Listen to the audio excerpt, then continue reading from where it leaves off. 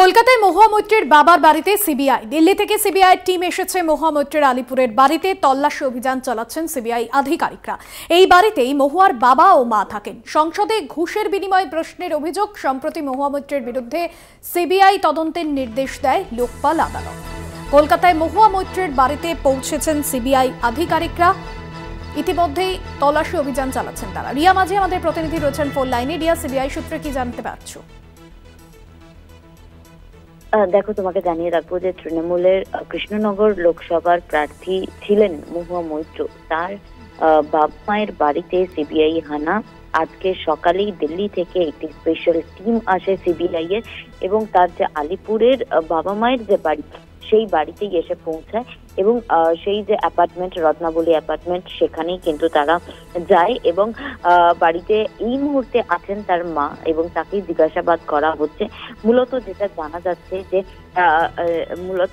যাচ্ছে যে case inquiry case, যেটা ক্যাশ ইনকোয়ারি কেস, যেটা মহুয়া মৈত্রের আগেনস্টে সিবিআই এর যে তদন্তের নির্দেশ দেওয়া হয়েছিল, সেই কাণ্ডেই কিন্তু এবার সিবিআই তৎপর। এবং সিবিআই প্রথমেই তার আলিপুরের যে বাড়ি রয়েছে, বাবা মায়ের বাড়ি, যেটা আমি বারবার উল্লেখ করছি, সেই বাড়িতে আসেন এবং তার মাকে এই মুহূর্তে জিজ্ঞাসাবাদের যে পর্ব সেটা জারি রেখেছেন।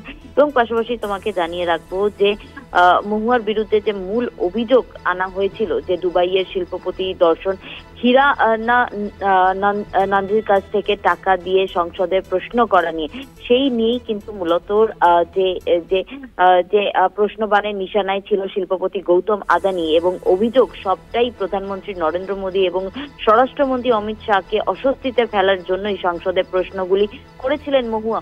এই যে সমস্ত বিষয়, সেইটা নিয়েই কিন্তু মূলত আজকে সিবিআই এর হানা। এবং আরো একবার তোমাকে জানিয়ে রাখবো যে ক্যাশ ফর কোয়ারি কেস, এই কেসেই কিন্তু মূলত সিবিআই আজকে পৌঁছেছে মহুয়া মৈত্রর যে ফ্যামিলি, অর্থাৎ বাবা মায়ের যে বাড়ি, সেখানেই, এবং তার মাকে ইতিমধ্যে জিজ্ঞাসাবাদ সারছেন সিবিআই কর্তারা। ধন্যবাদ জানাবো। রিয়া মাঝি প্রতিনিধি ছিলেন ফোন লাইন।